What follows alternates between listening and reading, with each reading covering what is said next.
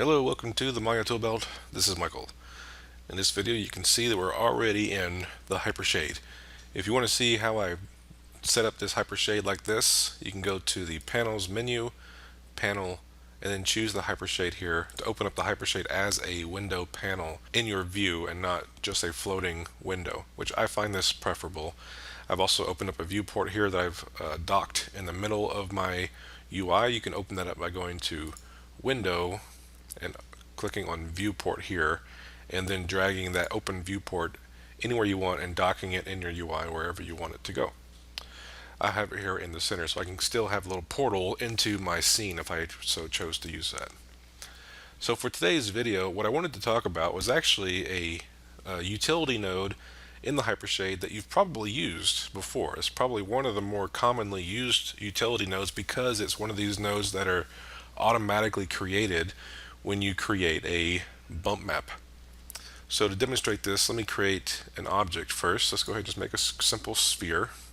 I'm going to press the 6 key to activate textures in my scene here and just scale this up so it's bigger. So for my new sphere here, I'm going to select it and right click on it, and at the bottom here say assign a new material. So I'm going to create a new material for this sphere, and I'll just make a Lambert. Doesn't really matter what kind of material it is.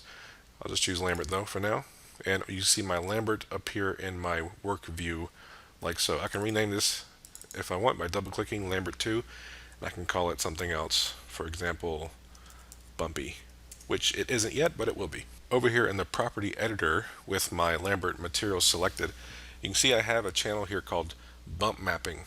So bump mapping, what is a bump map? Well, first of all, the word map, I want you to understand it's associated with any kind of texture, really. This could potentially just say bump. It doesn't necessarily have to say mapping. If you could look at all of these different attributes and you could say this is color map, this is transparency map, this is ambient color map, but that can get kind of redundant. They've chose when labeling the bump map attribute though to give it the full name bump mapping. So you can apply a map or a texture to the bump attribute called bump mapping. So I'm going to map or apply to the bump mapping attribute by clicking on this black and white checker button next to the bump mapping attribute here.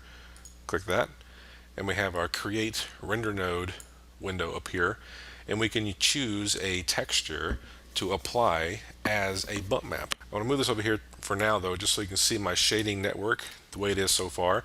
This is the material and this is the shading group. Shading groups are automatically created with the material. The shading group technically also is another type of utility, so to speak, that is automatically created just like the Bump2D node, which we're going to talk about. So we're going to go specifically over the Bump2D node first, which requires a 2D texture. 2D meaning it's not a 3D texture. 3D textures are rarely used, but just to specify, we're going to be using a 2D texture. So you can see I have 2D, 3D, environment, and other textures all highlighted here on the left, and so it's showing me all those options here on the right. I can actually pinpoint down to just the 2D textures by clicking just 2D textures here to just highlight that, and it will filter to only show me those options. So for this case, I feel like it's easiest to demonstrate this by using something like the checkerboard. It's probably a very common thing to be used for this kind of demo, but I feel like the reason why it's common is because it makes things very simple to see. Another good option though is the bulge, so maybe we'll use bulge, the bulge texture that Maya comes with, just for the sake of being different than the typical video you see on YouTube about this subject. So I'll click on bulge. So you can see what happens when I apply the bulge texture is that it immediately a Bump2D utility node is created between the bulge texture and the material here in my shading network. This is a node that is automatically created when you apply a texture to the bump mapping attribute of a material. Okay, so let me say that again.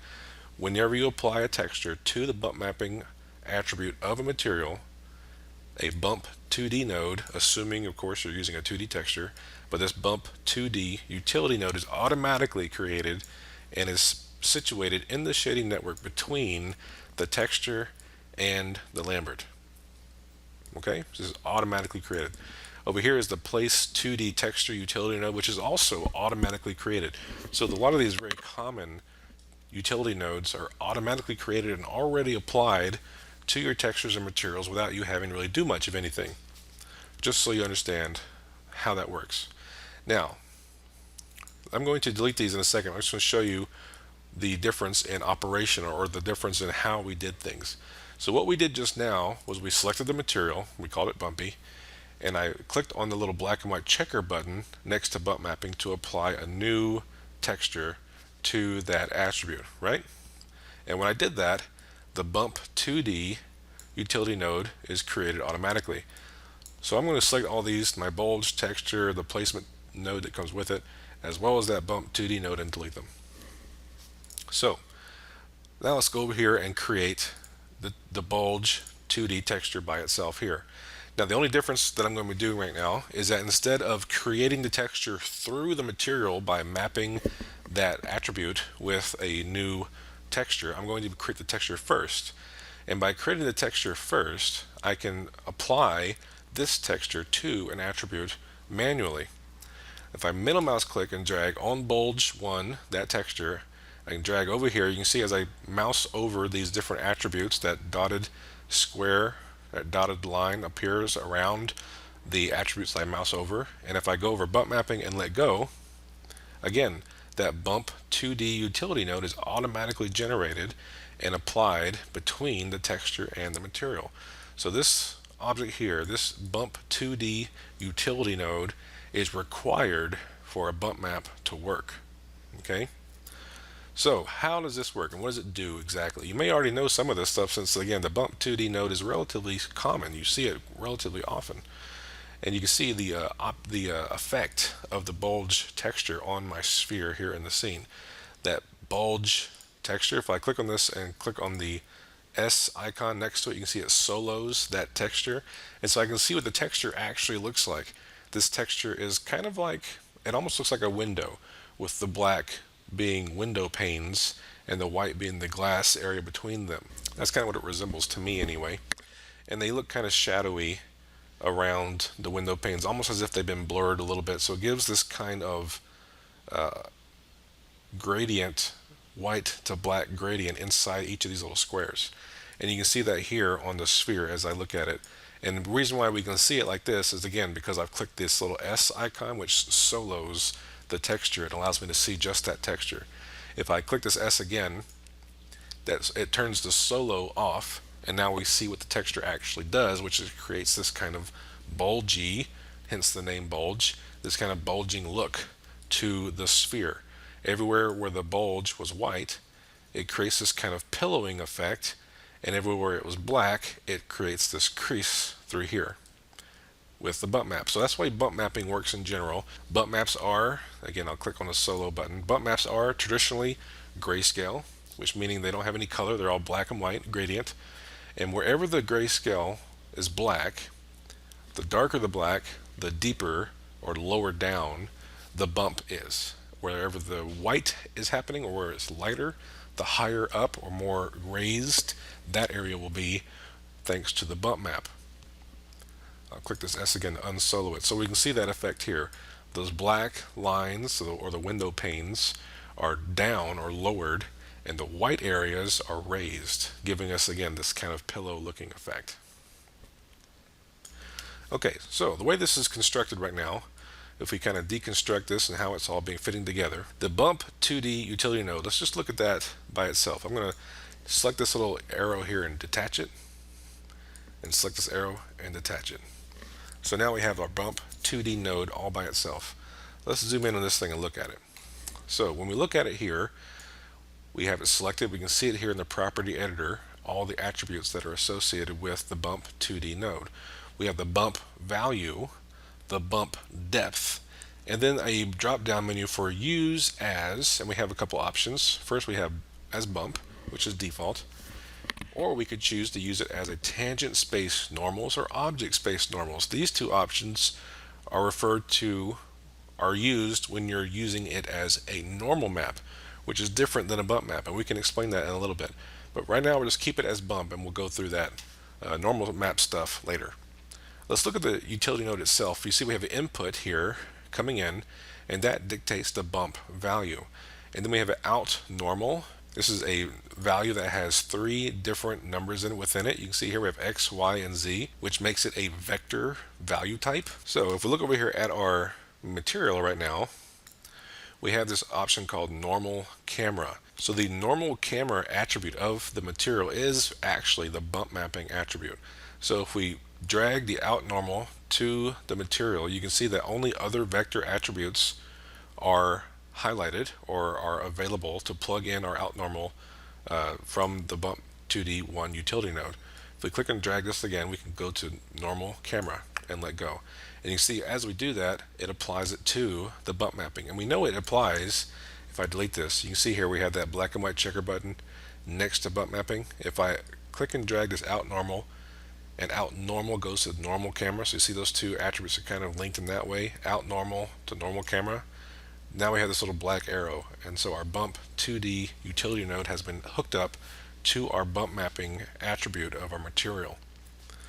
Now we could of course go to out color if we so chose, but it's not going to give us a proper result. That's just not how the Bump2D utility node is made.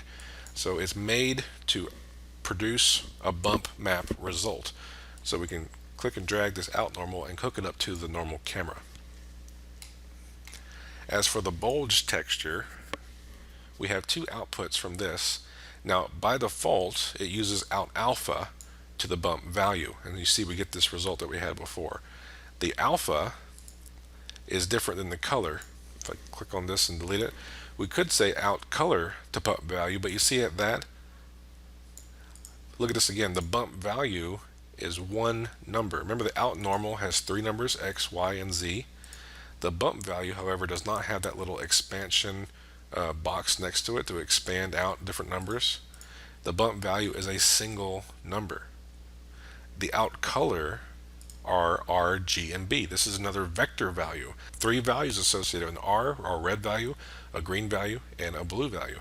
So you can't connect out color to bump value. That doesn't work because you cannot connect a vector value to a single digit value, which is also known as a float value. If you're confused about these different value names and types, I do have a video going over these things. It's called Hypershade data types. I have a link to it. You can click it in the upper right corner of the video. There should be a little eye icon, and it will send you to that video. You can refresh your memory or view that material for the first time there. So we can't use out color to bump value, so we can use out alpha. You can see out alpha does not have that little expansion button next to it. You can't expand this out to see other values. It's only a single value. It is a float value. So I can attach a float value to another float value like this. So the alpha of the bulge texture is attached to the Bump2D node, which takes that alpha information, creates normal information, X, Y, and Z space, plugs that into the normal camera attribute of the Lambert of the material, then we get the bump map result here on the surface of the material. So there's a little bit of information there. So one thing to understand though, bump value, as long as you have a texture applied to the bump, you're never going to control that directly. You see this highlighted yellow like this and this little black arrow right here. The bump value is being driven by the colors, or the alpha in this case, of the bulge texture. Alright? So for the Bump2D utility node, you never can really mess with bump value. That's being driven by the texture. What you do mess with though is bump depth, and by default bump depth is 1.0. You can lower this. Let's say I go to 0.2. You can see the result it has on the sphere. You can see that bump map's still there, but it's much more subtle. So I've lowered the depth of the bump.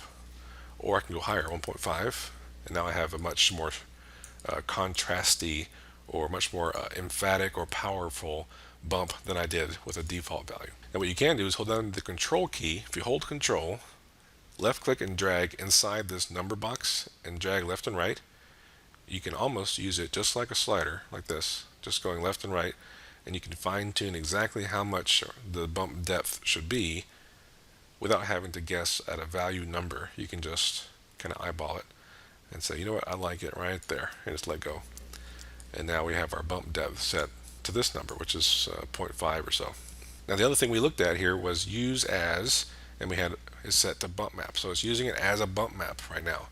Now you do have the other option though of using it as tangent space normals or object space normals.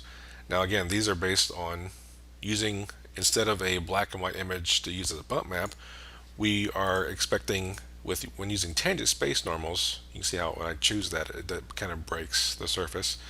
The reason why it breaks is because this is not a normal map. This is a black and white grayscale image, which is more associated with bump maps. Okay, so bump maps are grayscale images where black is lower and white is higher, right? So let me delete this texture now.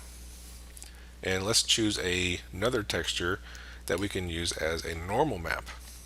So I'm going to open up a file. So I have a file image here. So the file node allows me to pick an image off of my computer.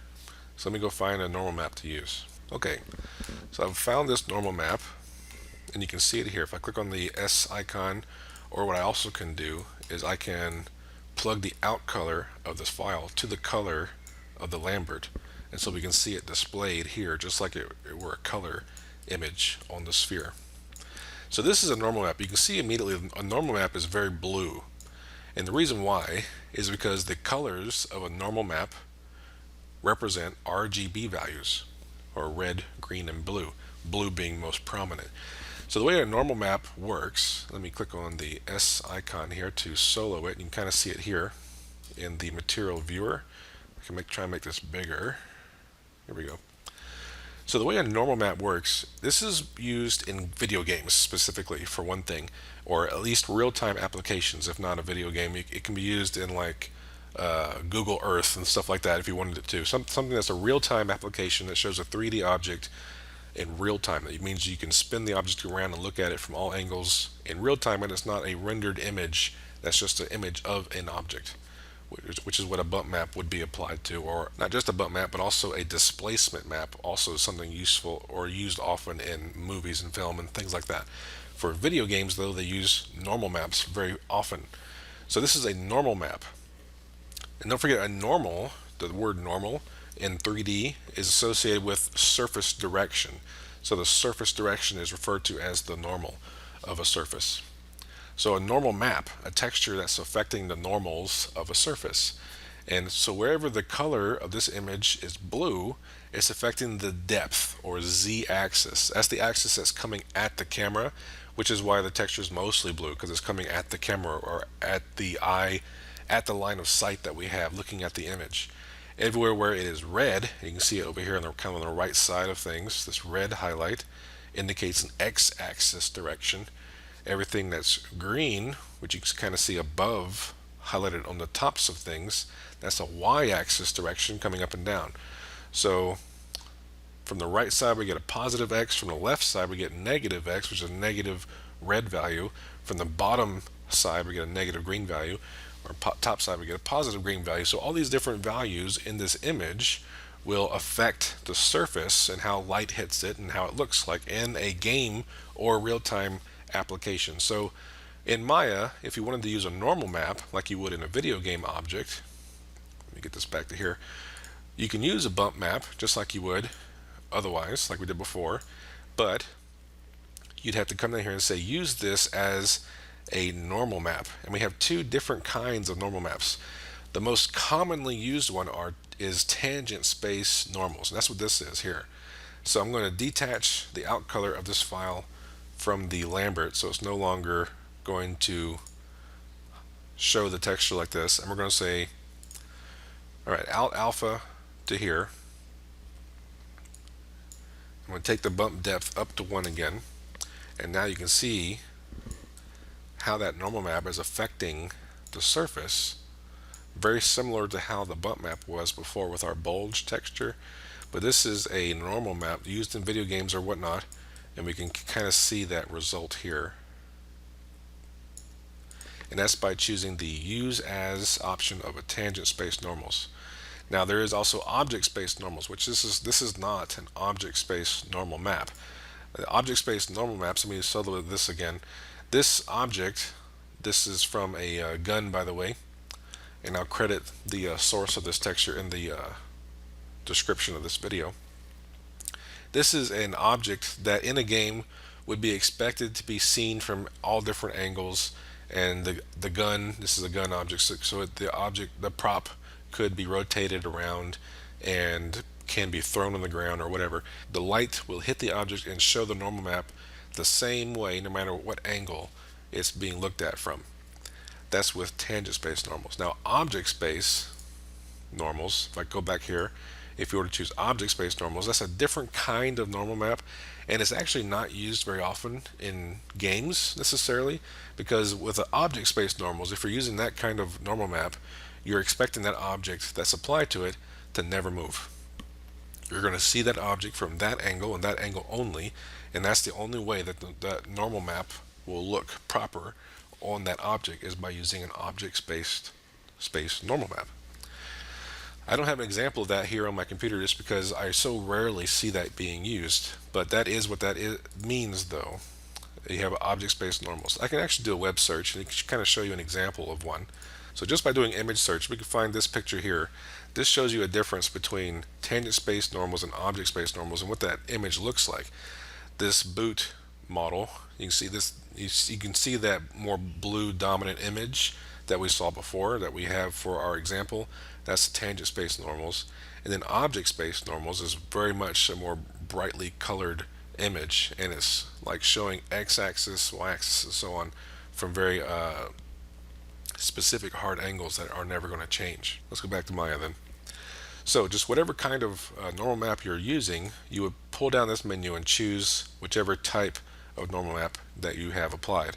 In most cases, you're going to be using tangent space normals like we are here.